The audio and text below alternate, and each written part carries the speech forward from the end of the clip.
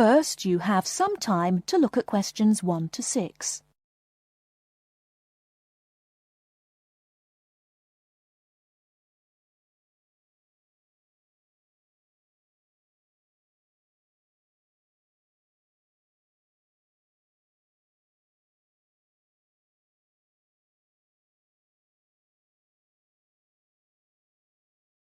You will see that there is an example which has been done for you. Hello, my name is Dave Burns, and I'm here to tell you about the welcoming party we're having for new students. Unfortunately, the information on your invitation is inaccurate. We didn't have enough time to print new invitations, so I'll have to ask you to make changes. To start with, this isn't a welcoming lunch, it's a dance party. However, the next line is true. The party will be held at Blackwell House. Is everybody comfortable with that? The next line tells you when the party will be. Friday, June 15th at 8 p.m. But I have good news. The party will end at 11 p.m. As a result of this later end to the party, the bus will go later too. So it should read, free transport to the student hostel is available, leaving Blackwell House at 11:30. And of course, other students may attend, and all students must have their student ID card with them. I hope you can come to the welcoming party. It's a really good way to get to know other students and to learn what it's like to live in this city and to study here. Just one final change. Please let us know by Thursday if you can come. Now listen while Dave Burns gives instructions for students who are going to travel by car to the party.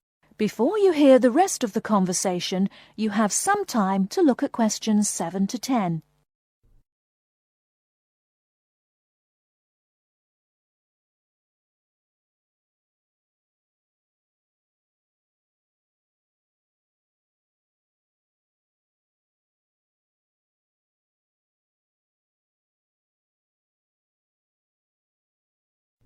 Now listen and answer questions 7 to 10. Some of you may prefer to travel by car, but I have to warn you about some changes to the roads. You will find there is a lot of new road work on Smith Street. The work will not finish for a long time, so we can be sure that Smith Street will be a problem. If you are coming from the city, you will be able to travel easily until you get to Blackwell Street, just near the college. As you know, Blackwell Street is very long. You should avoid the corner of Blackwell Street and Jones Avenue, because they are laying telephone cable. However, you can take a detour and avoid Blackwell Street altogether. The best thing to do is to pass the roundabout and take the first road on your left, which is Brown Crescent. Brown Crescent will lead you into the college grounds, so that's easy. I hope everyone has a great time. Bring your friends, and we'll see you on Friday. Oh, one final reminder. It's best to use the side door. The front door may be locked at 7, so come to the side. See you on Friday. That is the end of section 1. You now have half a minute to check your answers.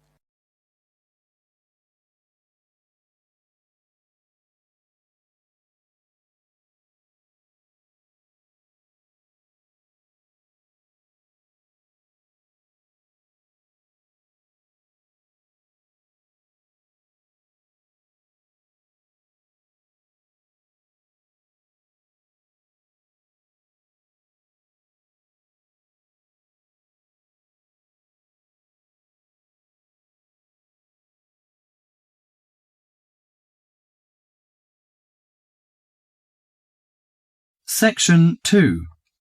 In this section, you'll hear an introduction about ancient architectures. First, you have some time to look at questions 11 to 20.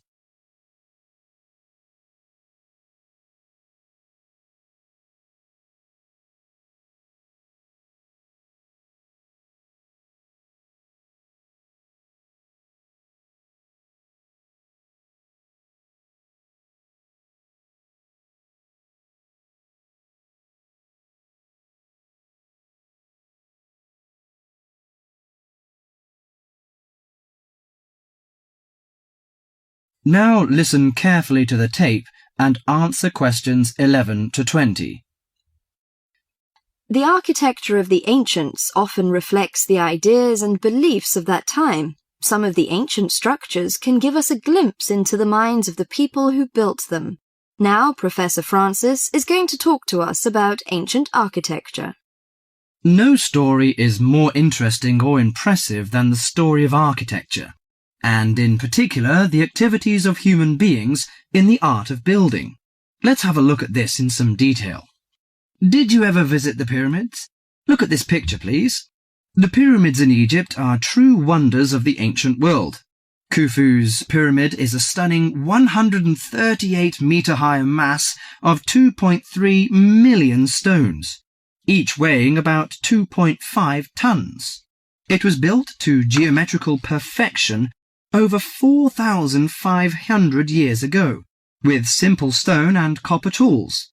It was so far advanced that some have suggested it was designed by aliens. Actually, there is an astronomical significance to the perfect precision of the pyramids. By using two stars that circle the sky polar point, Egyptian astronomers were able to arrange the pyramids due north. This was done because they believed the king's afterlife and the stars were closely related. They believed their pharaoh, that is, their king, had been transformed into another living being, a light in the sky in contrast to the darkness of death. Okay, now let's look at another picture. On this picture is Athens' ancient Parthenon. It is an immense columned temple, built almost entirely of marble. Athens' ancient Parthenon is a perfect model of classic Greek architecture. It was built to honour Athena, the goddess of wisdom. Therefore, it includes the ideals of logic and reason in its design. Built in the 5th century BC, the Parthenon is made up of almost 140 columns. The Greeks associated the columns with the virtues of a human being: strong, orderly, proud, and beautiful. The height and width of the Parthenon are designed with the rational logic of geometry. The upper diameter of each column is a bit narrower than its base. It bulges slightly in the middle and slants inward. This kind of optical illusion makes the columns appear more graceful and thus more beautiful. The Parthenon also symbolizes democracy. Each column supports the entire structure, just as each person contributes to the government. It symbolizes that Athens' government is democratic. Finally, I am going to introduce the Roman Colosseum, a large oval structure for public sports events, entertainment, or assemblies. The Roman Colosseum displays the practical nature and political thinking of Romans. The Colosseum was built in 80 AD, when, throughout its vast empire, Romans' population and wealth were growing. It was necessary for politicians to entertain the people in return for their support. Gladiators would battle wild animals, and even one another in order to entertain the bloodthirsty crowds. Constructed with tons of marble, the Colosseum stood 48 meters high.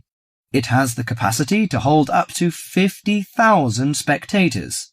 Spectators sat on the lower 3 levels, surrounded by towering roofed passageways. On hot days, a cover suspended from the top story provided shade from the sun. Ancient architecture gives us a sense of the different societies that build these amazing monuments. Through it, we can imagine what life was like when those civilizations were flourishing. That is the end of section 2.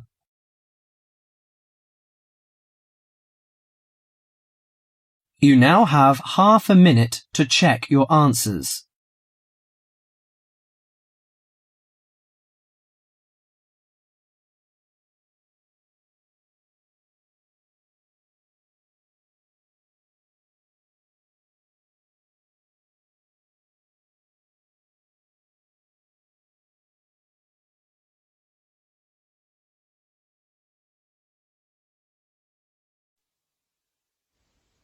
Now turn to Section 3.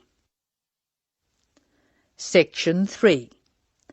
In this section you will hear a discussion between two students who have to describe a lawn sprinkler for part of their general science course. A lawn sprinkler is a machine designed to water gardens and lawns. In the first part of the discussion, the students are talking about the different parts of the sprinkler. Done for you.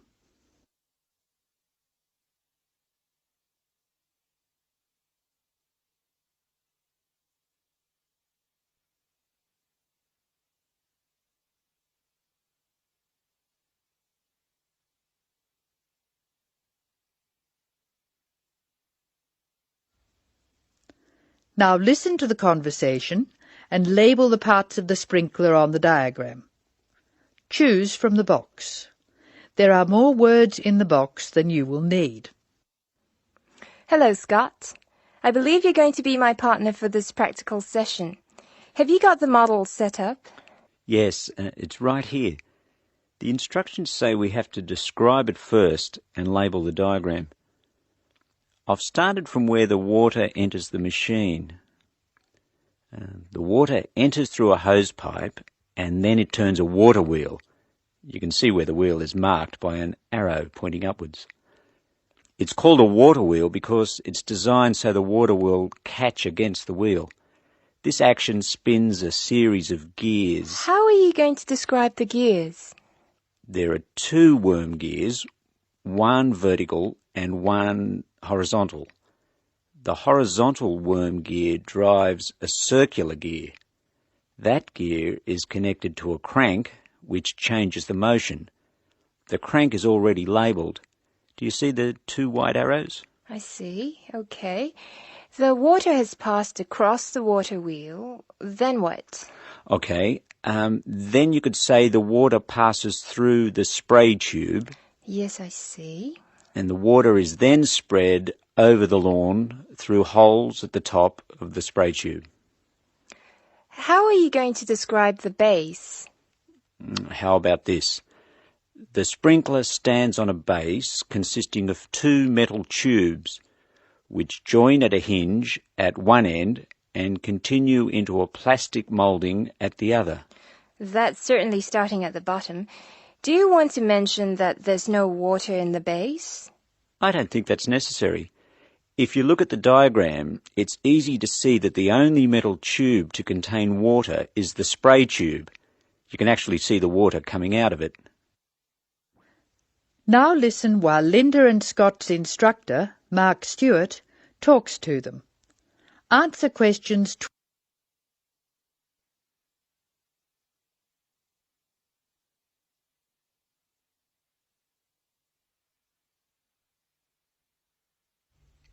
Hello, Scott, Linda. I'm glad I caught you before class. Did you know about the change in examination schedule? Change? Yes, the last day of examinations for your group will be December 2nd instead of November 29th. Is that definite? We were told they'd be on November 26th, and then there was a rumour they'd be on December the 1st. The schedule's gone to the printer. There can be no changes. It's definitely December 2nd. That's a relief. I'm going to the US on December the 4th. Are you one of the exchange students? Yeah. I'm really looking forward to studying there. Do you know if their general science courses are anything like ours?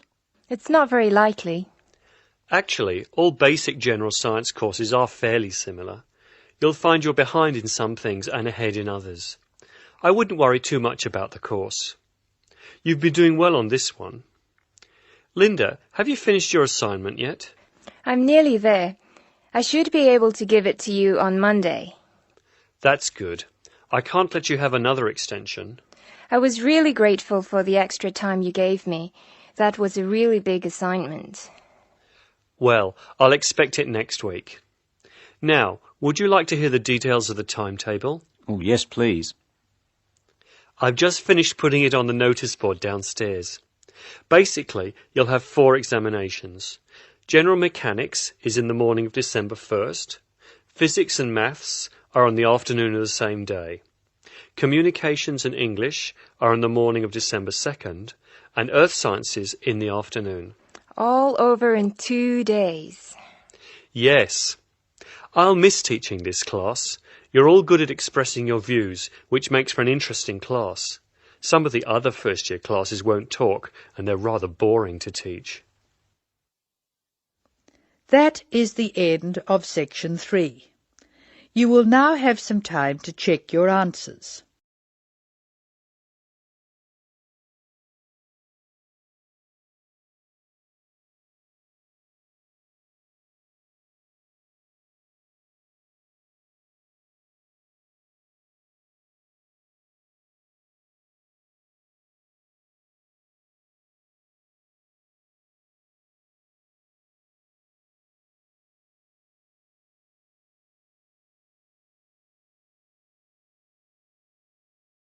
Section 4. In this section, you'll hear a conversation between a tutor and a student about the strategies of note-taking. First, you have some time to look at questions 31 to 40.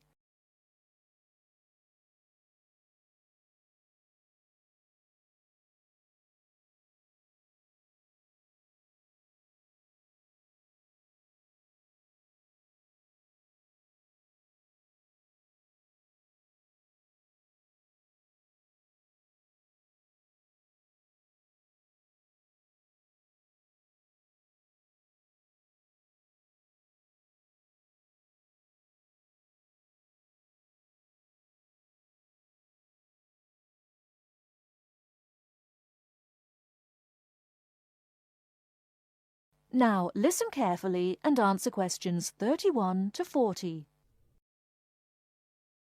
Hi, Mr. Smith. I wonder whether you can spare several minutes with me. Sure. What's your name, please? John Murray. Good, John. What can I do for you? Well, I am a freshman in the communication faculty. I quite enjoy the life here, except for the difficulty I have in the lectures. You know, I find it difficult to take notes when I listen. If I take notes on my notebook, I can't concentrate on the lecture. But I feel frustrated after the lecture if I don't write down anything.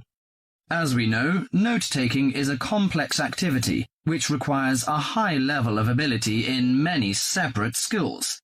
At least 4 important skills are needed. 4? I don't expect so many. I think that needs 1 or 2 skills. Firstly, you have to understand what the lecturer says as he says it. That means you should try to develop the ability to infer the meaning of unfamiliar words from the context. You cannot stop the lecture in order to look up a new word or check an unfamiliar sentence pattern. Yes, that puts the non-native speaker like me under a particular severe strain. Often I may not be able to recognize words in speech which I understand straight away in print. So the ability of inferring is important. Of course, you won't always be able to do this successfully. You must not allow failure of this kind to discourage you, however.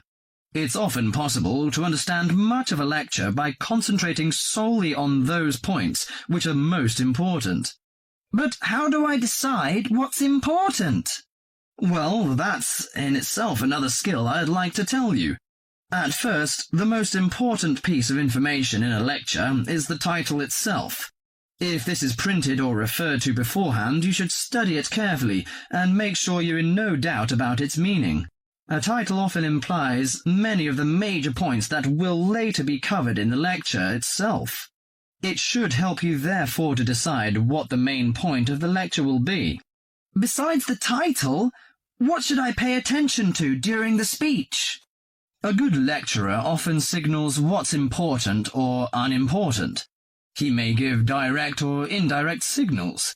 Many lecturers, for example, explicitly tell their audience that a point is important and that the student should write it down. Unfortunately, some lecturers who are trying to establish a friendly relationship with the audience are likely on these occasions to employ a colloquial style. He might say such thing as, "This is, of course, the crunch," or "Perhaps you'd like to get it down." Although this will help the student who's a native English speaker, it may very well cause difficulty for the non-native speaker. You'll therefore have to make a big effort to get used to the various styles of his lectures. I see. You mean I should get used to some colloquial expressions of the lecturer and write down the points he recommends us to take? That's right. And it's worth remembering that most lecturers also give indirect signals to indicate what's important. They either pause or speak slowly or speak loudly or use a greater range of intonation, or they employ a combination of these devices when they say something important. So, I should be aware of this and focus my attention accordingly. If I can catch the main points, how can I write them quickly and clearly? Good question. That's a problem that most students find hard to solve. Having sorted out the main points, you have to write them down. In order to write at speed, you may find it helps to abbreviate. You can also try to select only those words which give maximum information. There are usually nouns, but sometimes verbs or adjectives. Writing only one point on each line also helps you to understand your notes when you come to read them later. I see. The last but not least skill to learn is to show the connections between the various points you've noted. This can often be done more effectively by a visual presentation than by a lengthy statement in words. Thus, the use of spacing, of underlining, and of conventional symbols plays an important part in efficient note-taking. In this way, you can see at a glance the framework of the lecture. Thank you so much, Mr. Smith. I think I'll employ the methods in the next lecture. That is the end of section 4. You now have half a minute to check your answers.